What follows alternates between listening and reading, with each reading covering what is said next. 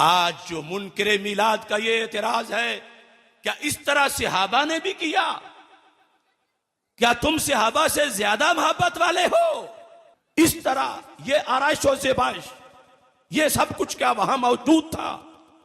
सवाल करने का तरीका तो सीखो।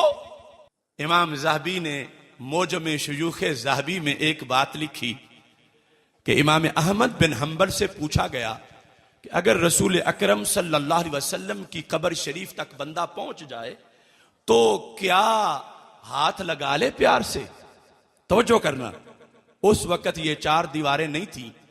उस वक्त जो है वो इतनी ही एक दीवार है, कमरा है, दरवाजा खुला है, बंदा जा सकता है। तो इमाम अहमद बिन हंबल ने कहा ला बासा बिही, इसमें कोई हर्ज नहीं।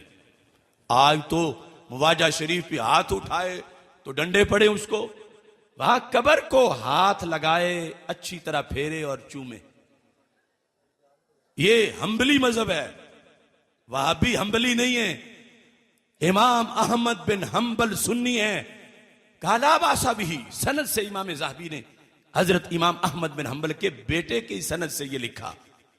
अब ये लिखने के बाद अजीब सवाल ज़हन में आया, हल्ला फ़अला ज़ालिका सहाबा, तो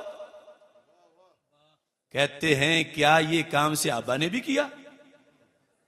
कौन सा काम? सरकार की कब्र शरीफ को हाथ लगा के चूमने वाला। कि अगर कोई पूछे क्या ये काम सहाबा ने भी किया, तो इसकी दलीलें अलहदा हैं कि सहाबा ने भी किया। लेकिन इमाम ज़हबी इतनी पते की बात कह गए, क़यामत तक कोई रद्द नहीं कर सकता। आपने कहा होश करो, हर बात में हम बाद वालों को सहाबा के बराबर ना तोलो, हमारी हैसियत भी देखो, हमारी कमी भी देखो। कहते हैं जिन लोगों ने अपनी आंखों से सरकार का दीदार किया हो, अपने होंठों से महबूब के हाथ चूमे हो, सरकार का लुआबे दहन माथे पे लगाया हो, सरकार के हाथों से मुंह मुबारक खुद वसूल किए हो, वो अगर कब्र शरीफ को हाथ ना भी लगाएं तो कोई बात नहीं, उन्होंने खुद सरकार के हाथ तो चूमे हैं। और हमें जब ये मौका नहीं मिला तो फिर फरमाया तुम सिर्फ हाथ लगाने की बात करते हो। इमाम ज़हबी ने कहा हम तो कब्र से मुआनका भी करेंगे। ये कमी है, महरूमी है हमारी की, उनसे सबकत नहीं, ये महरूमी है और हम उसको दूर करना चाहते हैं। आम इंसान नहीं, इब्ने तैमिया के शागिर्द हैं लेकिन हैं सुन्नी। मोजम शुयूख में अपने असातिज़ा में उन्होंने इब्ने तैमिया का भी जिक्र किया है। आला हजरत बरेलवी रहमतुल्लाह अलैह ने फतावा रिजविया में इसी बुनियाद पर इनकी तहसीन की है। और अस्मा और रिजाल में हर फिरका सिवाय रवाफिज की इनको अपना इमाम मानता है।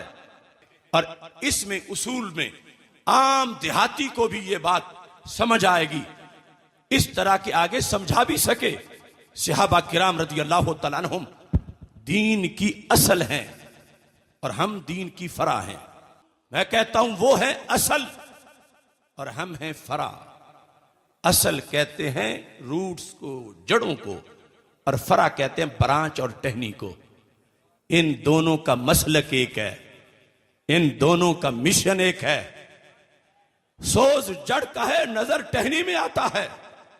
दोनों मिलके जमाने को खुराक देती हैं, दोनों मिलके जमाने को खुशबू देती हैं, दोनों मिलके जमाने को साया देती हैं। मगर कुछ फर्क भी है। क्यों? जड़ जड़ है, टहनी टहनी है। मसलक एक होने का यह मतलब नहीं कि टहनी जड़ बन जाए और जड़ टहनी बन जाए और दोनों का जो फंक्शन है वो एक तरह का हो। नहीं, ये तुम सब देहाती जानते हो और सारे लोग ही दरख्त तो जानते हैं कि जड़ नीचे जाती है और टहनी ऊपर आती है। जड़ दबी हुई होती है, टहनी नंगी होती है। जड़ फिक्स होती है और टहनी वजद भी कर लेती है। और जड़ पे कोई पत्ता नहीं होता और टहनी जिंदा हो तो पत्तों से खाली नहीं होती। आज जो मुनकरे मिलाद का ये एतराज है, क्या इस तरह सहाबा ने भी किया? क्या तुम सहाबा से ज्यादा मोहब्बत वाले हो?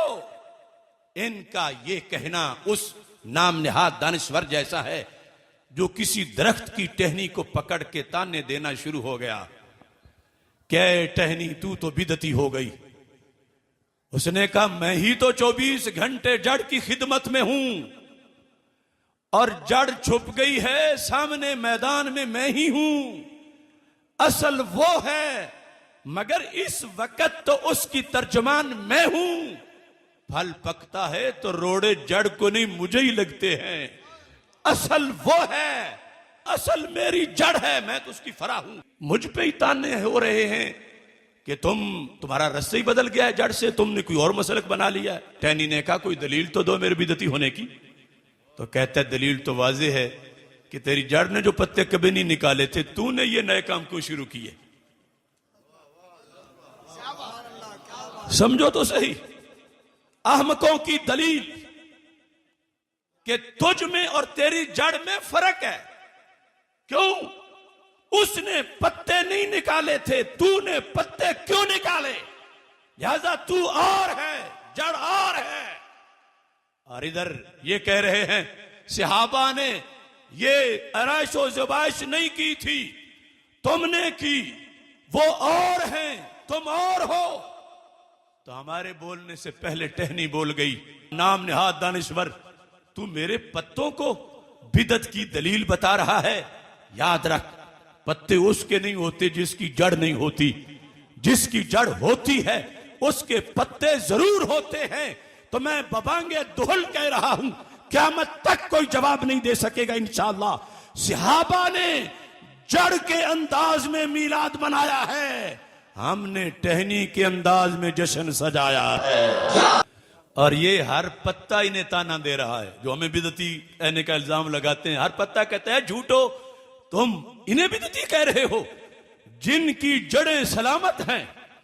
अब देखो ना, बहार आती है खजा के बाद, तो आज तक कभी ऐसा भी हुआ ये बड़ी उम्र के बुजुर्ग बैठे हैं कि बहार आई हो और उस साल दरख्तों ने नागा कर लिया हो कि महंगाई बड़ी है पत्ते नहीं निकालते, या मुफ्ती को जवाज का फतवा दे तो फिर निकाले।